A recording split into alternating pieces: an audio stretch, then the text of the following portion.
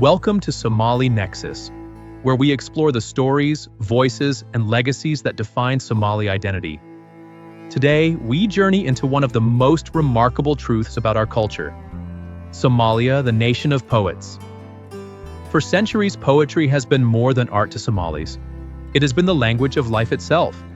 Before there were books or scripts, our ancestors carried history in their memories and wisdom in their words.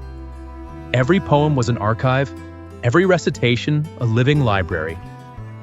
From the arid plains to the bustling markets, verse connected people, preserved justice, and passed on knowledge long before ink ever touched paper. Travelers once marveled at a land teeming with poets, and they weren't exaggerating. In Somalia, poetry was not reserved for the few. It was the heartbeat of the nation. Leaders ruled through it, warriors rallied with it, and communities found peace within its rhythm. The poet was the historian, the critic, the peacemaker, a voice trusted more deeply than any title or throne. Even as the world changed, that voice endured. When the written script arrived in the 1970s, Somali verse flowed onto paper, then cassette tapes, and now into digital spaces, from radio to YouTube, from pastoral gatherings to global stages. Somali poetry continues to evolve, shaping political debates, healing wounds, and connecting generations scattered across continents. But this legacy carried both promise and challenge. The same power that once united a people can, in careless hands, divide them.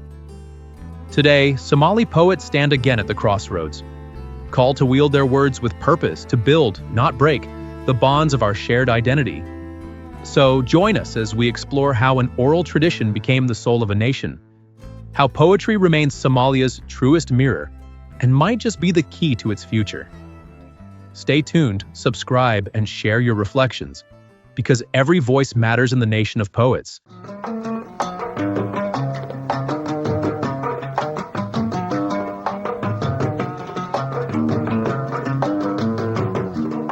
Welcome to the Deep Dive.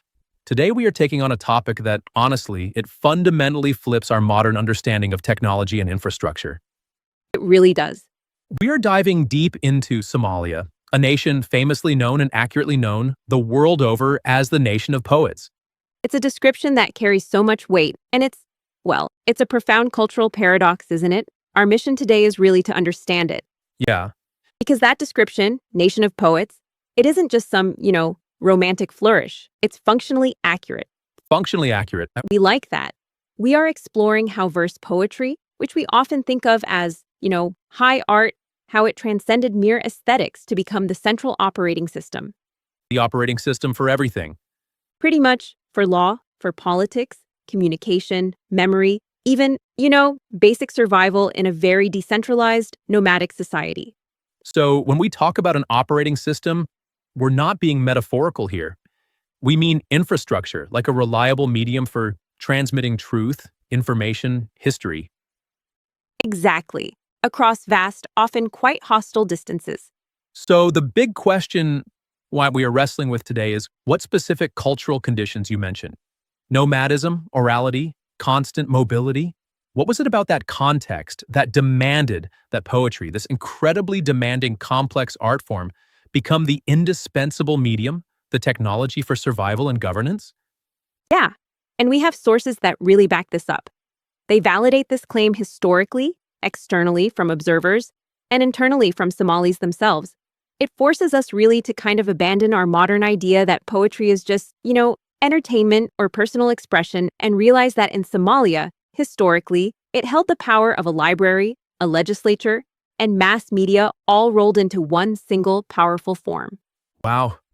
Okay, that's a huge claim. Let's unpack it. Right, so let's start with the name itself, the Nation of Poets. As you said, it's not just a recent thing, this designation. It's been recognized globally for what, more than a century and a half? Easily. Yeah. And while many people, maybe in the 20th century, encountered the phrase through, say, the Canadian novelist Margaret Laurence. Right, I remember reading her work, A Tree for Poverty. Exactly. A Tree for Poverty, Somali poetry and prose. She used the phrase after her time there, and she certainly brought this profound cultural trait to a wider international audience. But she wasn't the first to notice. Oh, not at all. She was really just popularizing an existing truth, a truth observed much earlier. To really appreciate the historical weight, we have to go further back. Okay, where are we looking?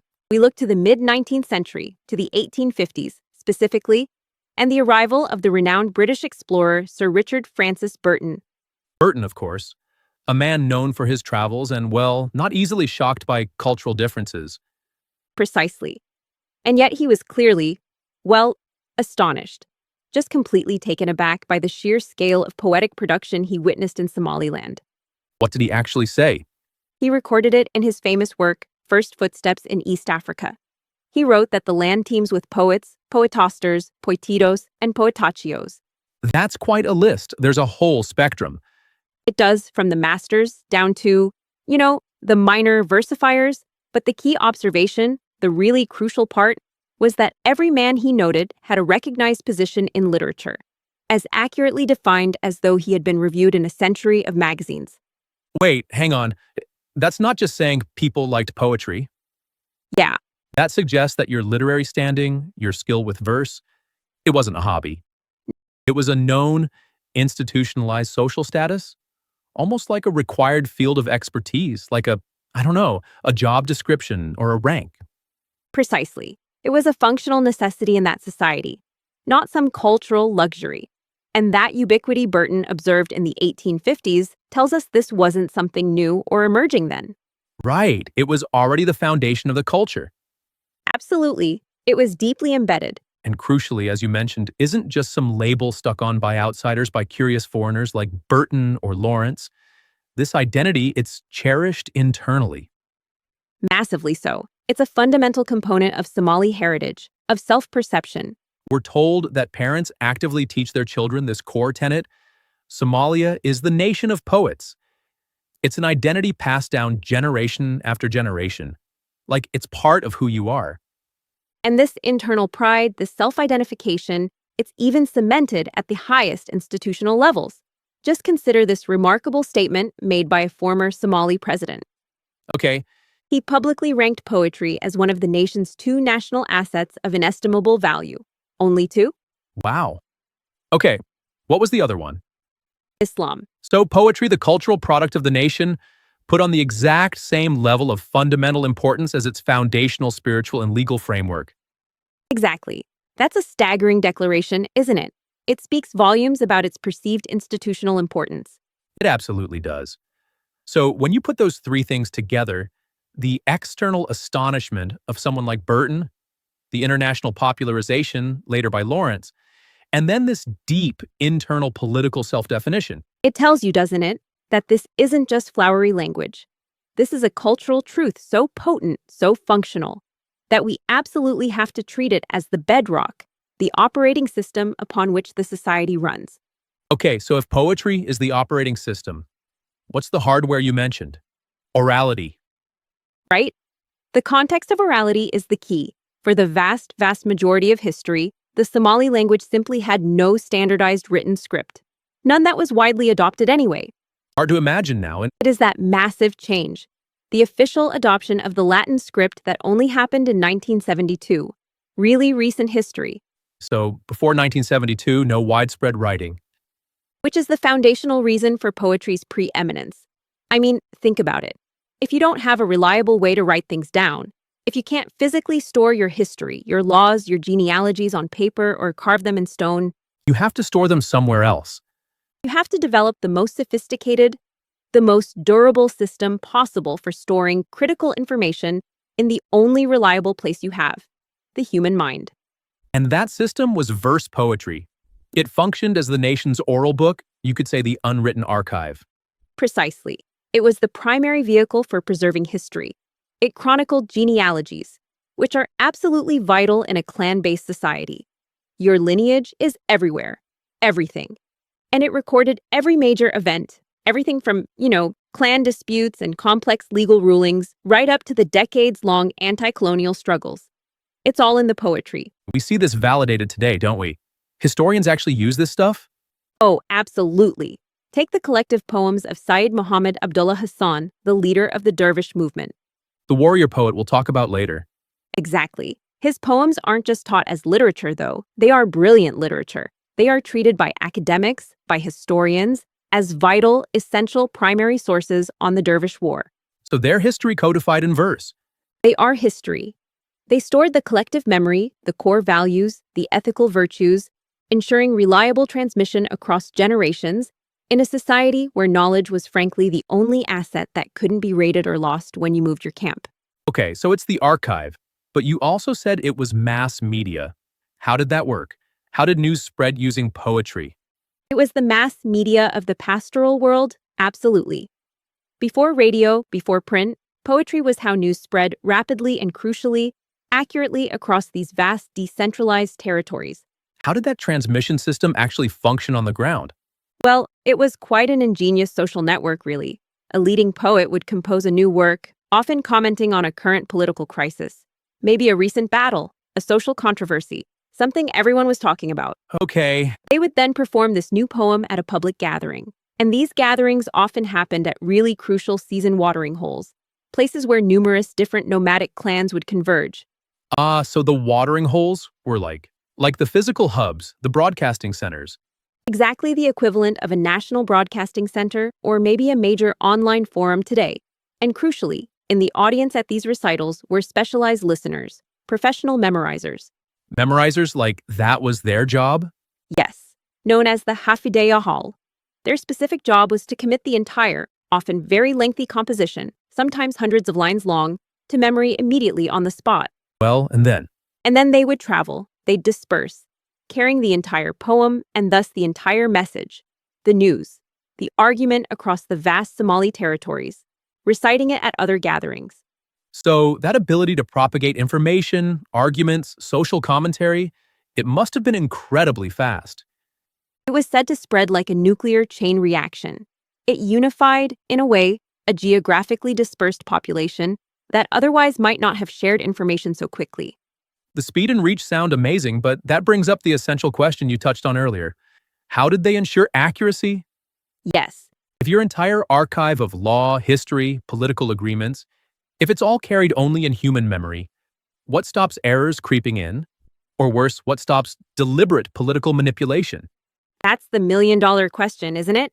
Yeah, if I'm a poet from a rival clan and I hear a poem that slams my leader, what stops me from just tweaking a critical line when I repeat it later? Subtly changing the meaning?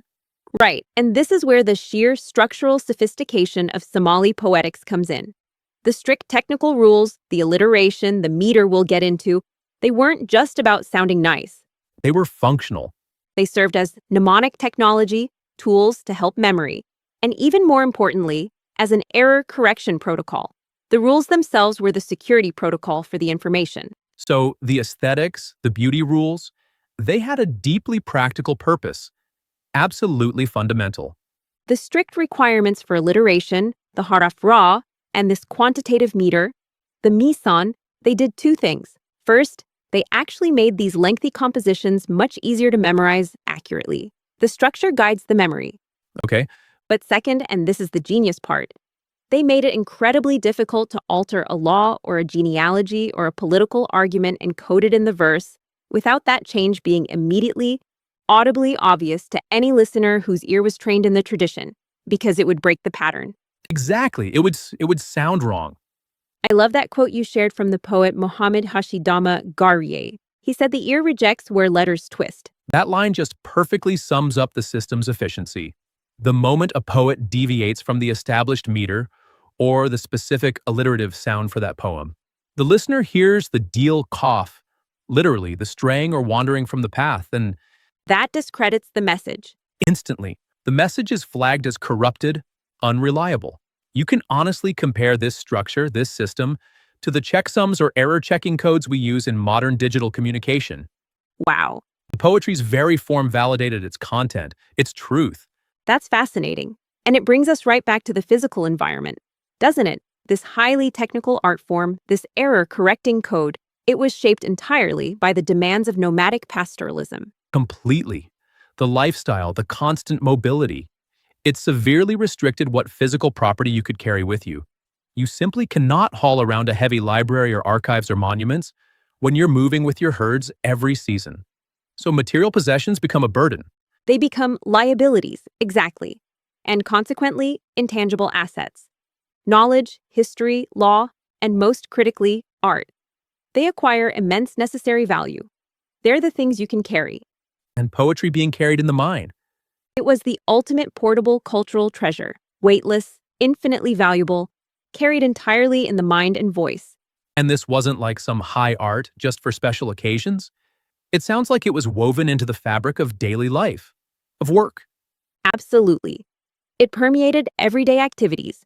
You hear it in the specific work songs. The men recited these while leading the camel trains, maybe to regulate the pace, manage fatigue, keep spirits up on long journeys. And you'd hear women reciting different verses, perhaps Buranbur as they expertly wove the intricate, colorful mats, the gogol that formed the shell of their transportable dome-shaped homes, the achal. It was part of the rhythm of life. In the environment that dependence on livestock, it must have dictated the central metaphors too. You mentioned the camel. Oh, the camel is everything in traditional Somali pastoral culture. It's the symbol of wealth, the source of sustenance, milk, meat, transport, a measure of status, even an ideal of beauty. It's life itself. So naturally, it's deeply encoded in the poetry. Everywhere. The camel becomes the central metaphor for almost anything valuable, enduring, or life-sustaining. Which takes us to this really profound and frankly quite challenging insight from the source material you mentioned earlier, the camel concept of state, and the huge cultural paradox it created for modern Somalia.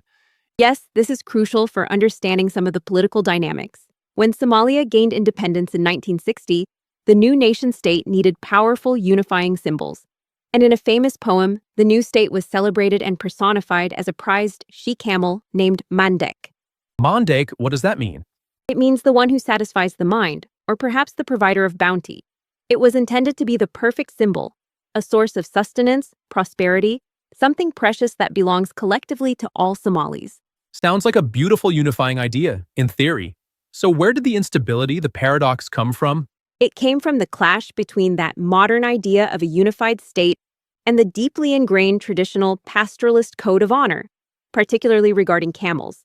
How so? Because in the traditional nomadic world, raiding the camels of a rival clan, well, it wasn't simply seen as theft. It was often considered a legitimate, even a celebrated way to acquire wealth, to demonstrate your bravery, your clan's strength, to prove martial prowess. It was an accepted, almost expected strategy in interclan competition and relations.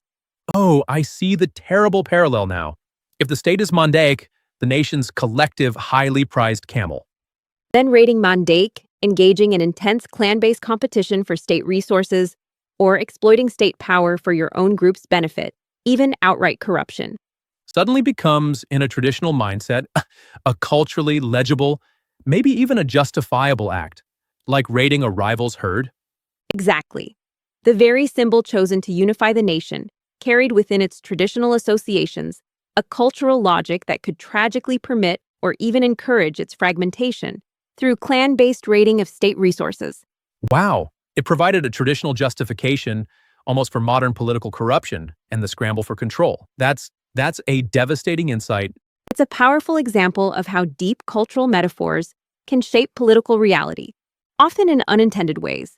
It's a tragic sort of blueprint for behavior embedded right there in the national symbol. That is staggering. It really shows the power of these cultural frameworks. We also see this direct link between the nomadic life and the actual form of the poetry in the different genres. Absolutely. Take the gairar, for instance. That's the form typically used for war poetry, for praise of warriors or horses. You mentioned its rhythm earlier. Yes, it's characterized by a rapid, driving, rhythmic meter, and that rhythm isn't accidental. It's perfectly suited for recitation on horseback, the traditional vehicle of the Somali warrior. So the performance context shaped the poetic form itself. It did. The rhythm gives the performance this martial urgency, this energy that matches the content. The form was physically designed in a way for the specific context of movement, of writing, of preparing for or recounting battle. So because poetry was this core infrastructure, the archive, the media, the error checker, the poet in Somalia wasn't just, an artist off in a corner somewhere. Not at all. The poet was, and in many ways still is, a central authoritative public figure. They function as a statesman, a critic, a mediator, sometimes even a political propagandist. It's a deeply public, deeply consequential role. and a role with terrifying power. It sounds like our source material mentions a Somali proverb. Something about a gifted poet having the power to foster both peace and hatred. That's right. The power cuts both ways, dramatically. So let's start with the destructive side, the power to ignite conflict. How did that work? Well, poets have historically been absolutely central to interclan warfare. They composed these incredibly inflammatory versus Gubabo poems designed specifically to rally their own clansmen. By praising their own side? Partly, but also by detailing past grievances, reopening old wounds, and viciously demonizing rival clans and their leaders. The language can be incredibly potent, very personal, very insulting. And the most notorious example of this was the Guba chain, the burning. Yes, the Guba series, which started around 1923. This wasn't just one or two poems. No, it sounds like it went on for ages. It did. It was a long, continuous chain reaction. Prominent poets from rival clans exchanged these boastful, insulting, politically charged poems. Each poem provoked a response, escalating the tension. And the impact wasn't just verbal scarring, far from it. The emotional power of these verses, spreading rapidly through the Hafidayal network, was so intense, so widespread, that historians directly credit the Guba chain with fueling or at least massively exacerbating 2 decades of intense interclan warfare across large parts of the territory. Wow, the words literally drove the violence. They absolutely did. But then you have the flip side, the inverse power. The poet's unique ability to broker peace, often stepping in successfully when other authorities, even religious ones, have failed. The poet as the ultimate mediator. Exactly. And the classic example here, the one everyone knows, is the 20th century poet Salan Arabi. What did he do? He's immortalized for this specific act. He famously stepped in to avert an imminent large-scale battle between two closely related subclans who were armed and ready to fight. Okay, and someone else had already tried to stop it. Yes. Before Arabi arrived, a very revered religious leader, a sheikh, had tried to mediate. He appealed to them using the Quran, pleading for peace based on shared faith. But his appeal failed. The warriors were still intent on battle. And then Arabi arrived, and his poem did work. Why? What made his word carry such unique authority in that moment?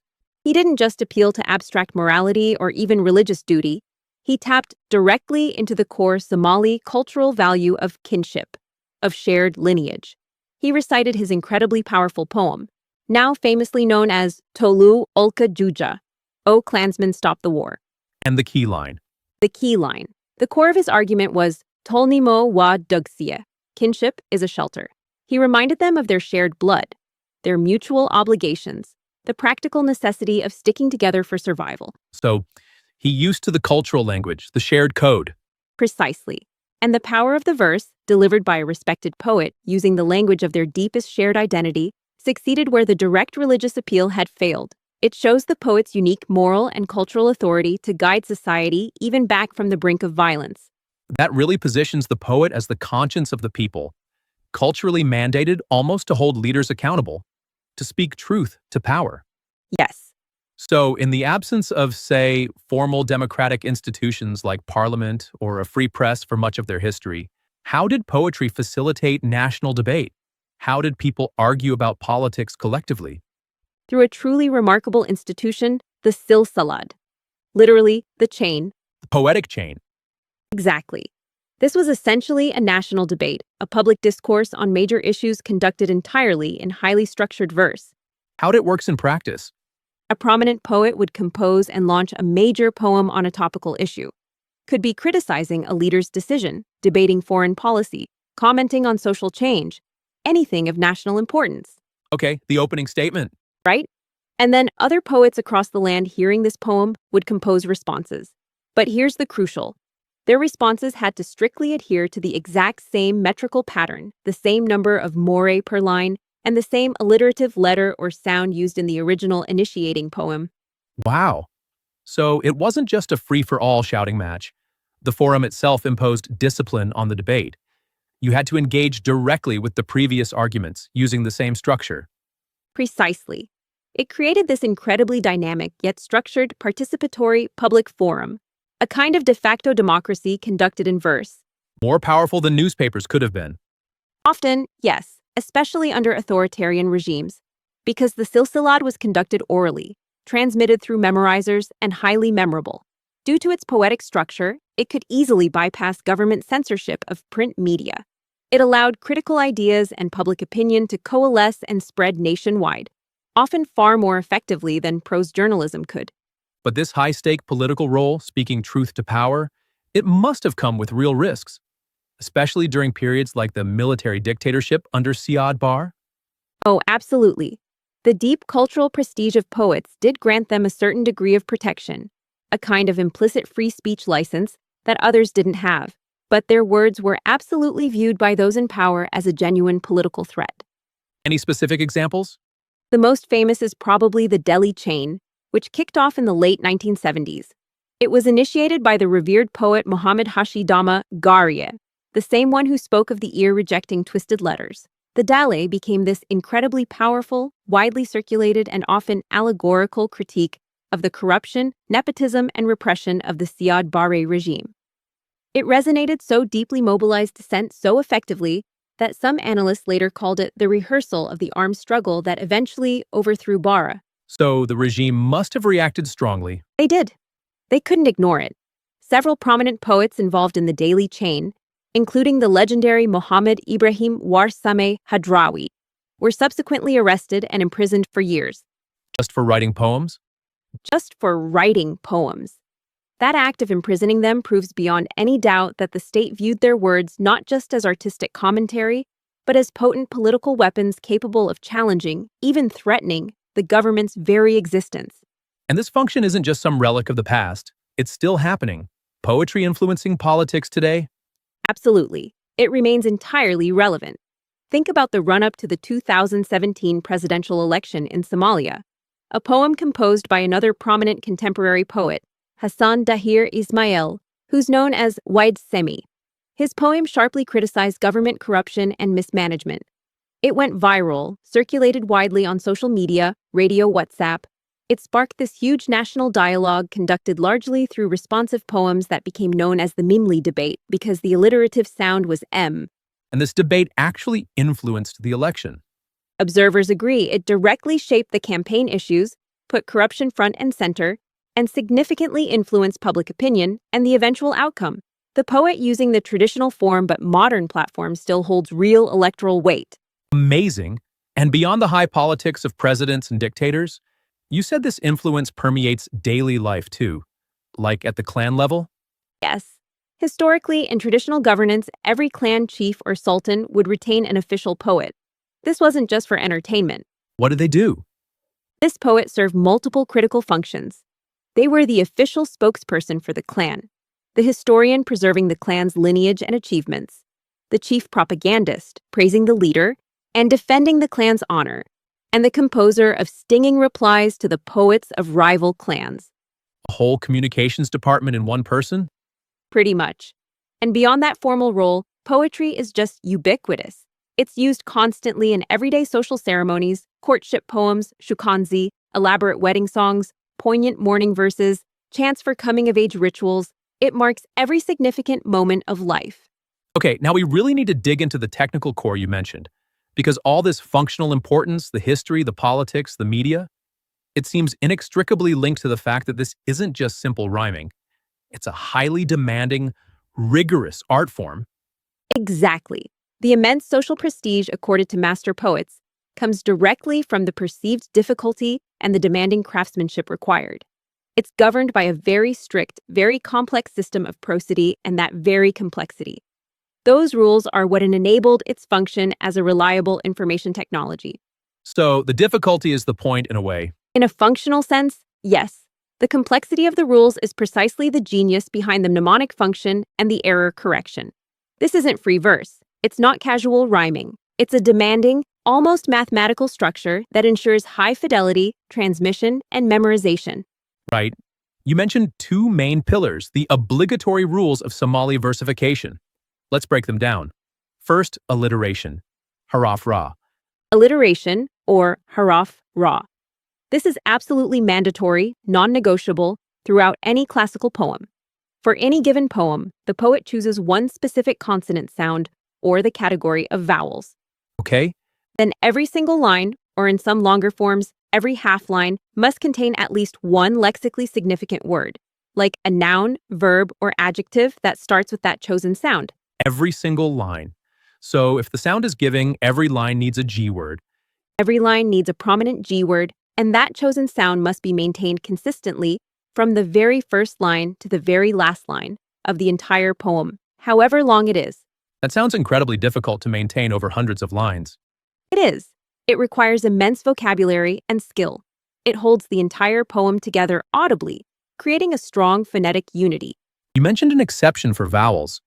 Yes, that's a fascinating feature. While consonants must alliterate exactly with themselves, a B sound only alliterates with B. All vowels are considered to alliterate with all other vowels. So, a line starting with A can fulfill the requirement. In a poem where the next line uses a word starting with I or O or U, vowels form one alliterative class. Okay. And failing to stick to this rule, that's the dial cough. You mentioned straying from the path. Exactly. Dial cough. And it's not just a minor mistake. It's immediately harshly disdained by any knowledgeable listener. It signals incompetence, it breaks the flow, and fundamentally, it destroys the perceived integrity and credibility of the message. Because the structure guarantees the content in a way. Precisely. It's a core part of that built-in error correction mechanism. If the alliteration falters, the listener's ear immediately flags it. Something's wrong here. Okay, that's pillar one, alliteration. What's the second pillar? You said it was even more technically demanding. That's the quantitative meter known as Mizan. This is where the real mathematical precision comes in. And it's quite different from what most English speakers are used to. How so? English poetry often relies on stressed syllables, like iambic pentameter. Exactly. English meter is typically accentual syllabic based on patterns of stressed and unstressed syllables. Somali meter, however, is purely quantitative. It's based strictly on vowel duration or length. It's about time. Vowel duration, like short vowels versus long vowels? Precisely. The system works by counting units of time called mori. Think of them as beats. Okay, how does the counting work? It's very precise. A short vowel, like the A in cat, counts as one mora, one beat, one unit of time. A long vowel, like the A in father, or a diphthong, like the A in way, counts as two more, 2 beats. Right, 1 beat or 2 beats. Now here's the key. Each specific genre of classical Somali poetry has a fixed mandatory number of morai required per line, not syllables, but morai. But a fixed number of beats per line for each genre. Exactly. And the listener's ear, trained from childhood, is exquisitely attuned to this rhythm. They can detect instantly if a line has too many or too few beats, too many or too few morai. Can you give us an analogy? You mentioned music earlier. Think of it very much like musical meter. If a short vowel is like a quarter note, 1 beat, then a long vowel or diphthong is like a half note, 2 beats. Okay, The poet can use different combinations of notes, different words with different vowel lengths, but the total number of beats in the bar, the line must always add up to the exact number required for that specific genre. so if a line in the prestigious Gabai genre must contain, say, exactly 18 morai, Then the poet has to meticulously construct their language, choosing words with specific combinations of long and short vowels to hit that target of 18 beats precisely, line after line after line. It creates this incredibly specific, predictable musical rhythm. and trying to change a word would likely mess up the count. It almost certainly would. Substituting a word would likely change the moire count, making the line instantly sound wrong, rhythmically broken. To a trained ear, it makes undetected alteration nearly impossible. That level of constraint, it absolutely justifies the immense social prestige of a master poet who can actually do that fluently and meaningfully. It really does. It's an extraordinary feat of linguistic and cognitive skill. So let's briefly touch on the major classical forms, the manso, to see how this meter relates to their function and theme. You mentioned the gabai. The gabe is considered the highest, most prestigious form, the ultimate test of a poet's skill. It typically has a long line, maybe 14 to 21 syllables, which translates to a high morai count, and the structure is incredibly rigorous. And its themes, Reserved for the most serious subjects, high politics, war, deep philosophy, chronicling history, major social commentary. It's almost exclusively composed and recited by men in formal settings. then we have the gerar, the war poem. Right. The Gerar has a much shorter line, perhaps 7 to 10 syllables, resulting in fewer morai per line and a much faster, more galloping rhythm. Suited for horseback recitation. Exactly. Its themes are typically war, martial prowess, celebrating warriors, or praising famous war horses. It has that driving energy.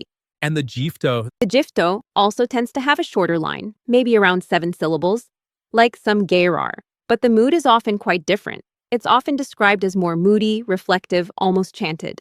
It's frequently used for more personal narratives, philosophical reflections, or social commentary, delivered in a slightly less aggressive tone than the Gabay. Okay. And finally, we absolutely have to acknowledge the female tradition. You mentioned the Buranbur. This wasn't just a minor folk tradition, right? Oh, absolutely not. The Buranbur is a highly developed, sophisticated, and incredibly important female poetic tradition. Its existence points to these powerful, parallel gendered spheres of public discourse in Somali society. It often involves distinct rhythms, call and response patterns, and is frequently accompanied by dance and drumming, making it a very communal performance. And its themes weren't just domestic. Well, it certainly addresses female experiences: marriage, childbirth, family life, social issues from a woman's perspective. Women frequently and powerfully deployed the Buranbur for political purposes as well. So women were actively participating in national politics through their own respected, formalized poetic medium. Yes, absolutely. They used Buranbur very effectively for national political mobilization. Particularly during the anti-colonial struggle, they used it to voice resistance, to critique policies, and sometimes even to challenge male-dominated narratives within the broader culture. So it ensures female voices and influence were central. Central, powerful, and undeniable. The Buranbur tradition is crucial to understanding the full picture of Somali political and social life. Okay, so to really bring this all together, the technical skill, the political function, the cultural weight, we need to look at some of the legendary figures, the poets who truly embodied these archetypal roles in Somali society. Exactly. These aren't just exceptions. They demonstrate the expected functions of a poet. We can start with maybe the ultimate archetype of resistance, Sayyid Muhammad Abdullah Hassan, active roughly from the 1890s to 1920. The warrior prophet, leader of the dervish movement against the colonial powers. Right? And he quite consciously weaponized poetry as his primary tool for political mobilization and for warfare itself. It wasn't secondary. It was central to his entire campaign. How did he use it specifically? His verse did everything. It articulated the theological justification for his jihad against the British, Italians, and Ethiopians. It rallied followers from disparate, often rival clans, forging a common dervish identity through shared poetic experience. It condemned collaborators with the colonial powers in the most stating terms, and it delivered blistering, often highly personal and insulting political rhetoric directly at his enemies, both foreign and Somali rivals. His poetry literally forged the ideology and the collective will necessary for that generation-long war. Any specific examples of his work? His poem Kufil Iyo Kolonyo, which translates roughly as infidels and colonizers, is a classic example. In it, he directly denounces the British consul and the broader colonial project asserting Somali dignity and the religious imperative to resist. His poems were political broadcasts. An incredible figure. Who's next? Maybe someone represented the poet as the national conscience. That would have to be Muhammad Ibrahim Warsame, universally known as Hadraawi. He lived from 1943 to 2022, often called the Somali Shakespeare. The Somali Shakespeare. Why that comparison? Partly because of the sheer quality and depth of his verse, but also because while he was incredibly famous for his fearless political critique, his greatest skill, like Shakespeare, was maybe his ability to explore universal human themes that gave his work immense scope and resonance. Like his famous poem about mothers. Exactly. His poem, Huyo, Mother, is beloved across the Somali-speaking world. It tackles these universal concepts of maternal love, sacrifice, wisdom, loss. It transcends politics. But his career, as you said, was really defined by his willingness to confront power, especially the Siad Barre regime. Absolutely. His most famous political work is probably the allegorical poem Halla Khalai, meaning the killing of the she-camel. The she-camel metaphor again? Mandek. Precisely. The poem vividly, though allegorically depicted the corruption of the state, the greed of Bara's ruling clique, portraying them as butchers slaughtering the national camel Mandek for their own benefit. Life couldn't have been subtle to the audience. Not at all. Everyone understood exactly what and who he was critiquing, and the state understood the threat immediately. As we mentioned, he was in prison for 5 years solely because of the perceived danger of his politically charged poetry. But his story doesn't end there, does it? His transformation later is remarkable. It truly is. After the Somali state collapsed into brutal civil war in the 1990s, Hadraawi, the former dissident and critic of state power, transformed into a powerful voice for peace and reconciliation. Leading a peace march. Yes. In 2003, he led this highly symbolic March for Peace, a caravan that traveled across the war-torn countryside, using poetry, readings, and dialogue to try and bridge divides and foster peace at the grassroots level. It was an extraordinary act. That arc from revolutionary critic to national unifier. That's incredible. Okay, our third profile, Somali Arabi. Active, maybe late 19th or early 20th century. The elder statesman, the peacemaker. Yes. Arabi's fame rests almost entirely on his role as a mediator, specifically that one legendary act we discussed earlier. Averting the battle. Averting the battle with his poem Tulu Olka Juja, O Klansmen, Stop the War. What makes him archetypal is that his success demonstrated that the poets appealed to the deep cultural value of shared kinship.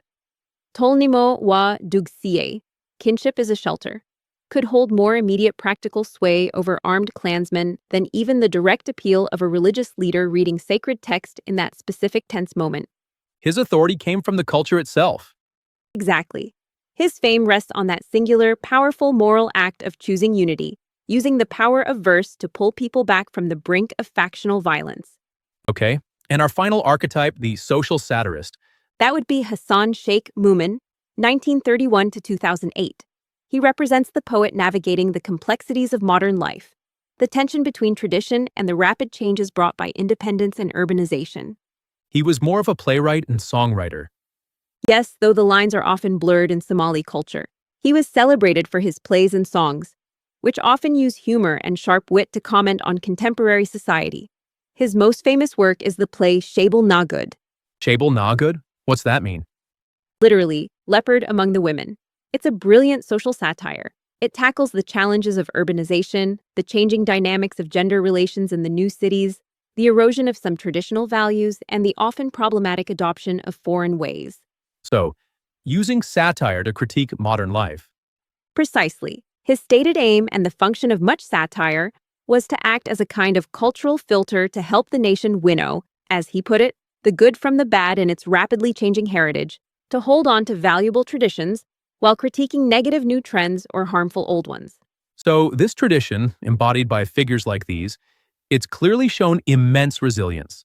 Even that monumental shift in 1972, the adoption of the Latin script, which finally gave Somali a widely used written form, it didn't kill the oral tradition. Not at all. It adapted.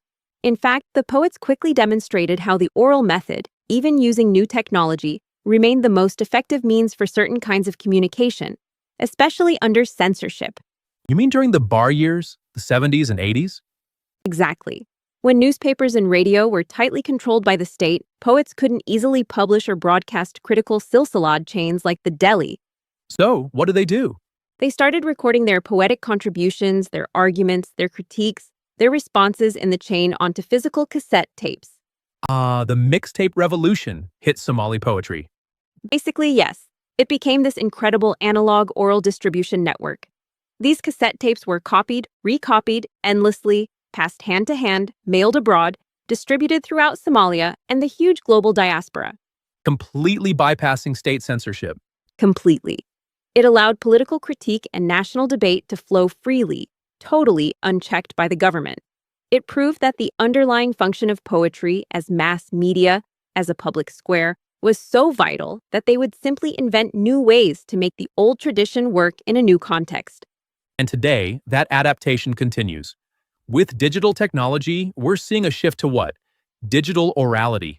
That's a good way to put it. Poets today are actively leveraging radio programs, dedicated YouTube channels, TikTok, Facebook, WhatsApp, all these platforms to engage a massive global audience instantaneously. Creating a new kind of public forum. A new, incredibly vibrant, sometimes chaotic and instantaneous public forum for political accountability, social commentary, artistic expression, everything the tradition has always done, but now amplified globally and immediately. But the sources we looked at point out a really significant potential downside to this shift, a cultural paradox introduced by moving from purely oral transmission to permanent written or digitally recorded text. Yes, it's a crucial tension. The paradox lies between preservation and functional power. How so? Well, on the one hand, writing things down, recording them digitally, obviously helps preserve these intricate, beautiful works. It ensures they aren't lost to the inevitable failures of memory over time. That's a huge benefit for cultural heritage. Okay, that makes sense. Preservation is good. What's the risk? The potential downside, is that relying on fixed external storage, print, or digital files might weaken the very faculty of communal memory, the intense mental training and collective effort of memorization and recitation that gave the oral tradition its unique social and political power. Because if the poem is always just there on your phone or in a book, The intense collective effort required to learn it, retain it perfectly, and transmit it accurately. The very process that deeply embedded the poem into the social fabric and simultaneously enforced adherence to its error-correcting rules. That necessity is removed or at least lessened. the muscle memory of the culture might atrophy. That's the structural threat, yes, and because of this shift, combined with the speed and reach of modern media, we're now seeing this profound contest playing out over the future role of poetry in Somali society. Its immense influence is being actively deployed for two diametrically opposed goals. Okay, let's look at the positive side first, the constructive deployment. On the constructive side, you have organizations and individuals consciously using the tradition's power for things like psychosocial healing and community reconciliation, especially in post-conflict environments or areas affected by trauma. How does that work? They support poetry workshops, competitions, and events specifically designed to help people process trauma, articulate grievances constructively, rebuild trust between formerly warring groups, and foster empathy by sharing experiences through the culturally resonant medium of verse. It's channeling the traditional power of the word toward unity and healing. That sounds incredibly positive. But then there's the other side, the destructive potential amplified by digital platforms. Exactly. The flip side is that these same unregulated high-speed digital platforms, social media, YouTube, WhatsApp groups, have also become arenas where some poets, often appealing to narrow clan identities, use their verses to do the opposite. Like the old Guba chains, the faster. Precisely, idealizing warlords, reopening old wounds, stoking clan rivalries, disseminating inflammatory rhetoric and misinformation, faster and wider than ever before. This can contribute directly to ongoing political fragmentation, distrust, and even conflict. So the future role of poetry is really up for grabs. It really is. It's being actively contested right now between these formal healing programs trying to harness its unifying power and the unfettered digital sphere where its divisive potential can run rampant. The technology has amplified both the best and the worst potentials of the tradition. Wow. Okay, so this deep dive really confirms it. The nation of poets. It's not just some historical title or a convenient label. It's a living, breathing, evolving reality where the spoken word, where poetry still functions as a central operating system for the culture. Absolutely. It's a tradition of incredible technical sophistication, deep historical roots, and proven political resilience. But it's also one that faces these really complex modern challenges amplified by globalization and digital technology. That's the crux of it.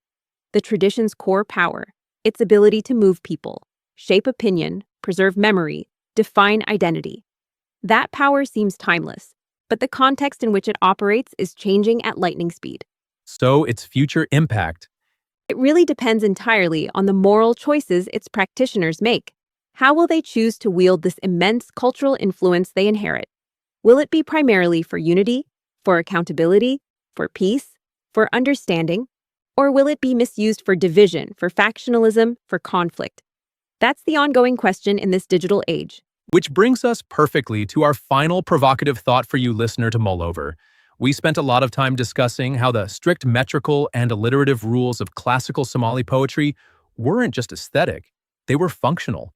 They acted as a built-in form of error checking, a kind of cultural checksum designed to ensure truth and high-fidelity accuracy in transmission, especially when everything relied on memory. Right. The Deelhof was instantly recognizable. The structure guaranteed a certain integrity. So the question is, does the shift towards digital platforms where perms are instantly shareable, copy-pastable, sometimes performed or written, with looser adherence to those incredibly demanding classical rules, perhaps for speed or wider accessibility? Does this shift mean that the culture might be inadvertently losing its traditional, built-in mechanism for verifying truth and accuracy in public discourse? If the error-checking code built into the form itself is weakened or bypassed. What are the implications not just for political debate and social trust within Somalia and its diaspora, but perhaps as a mirror for global political discourse too? In an age where information travels instantly, often without structure, verification, or context, what happens when a culture's traditional tools for ensuring accuracy are challenged by the very technologies that amplify its voice? A fascinating and slightly unsettling thought. Something to definitely think about long after the final verse is recited.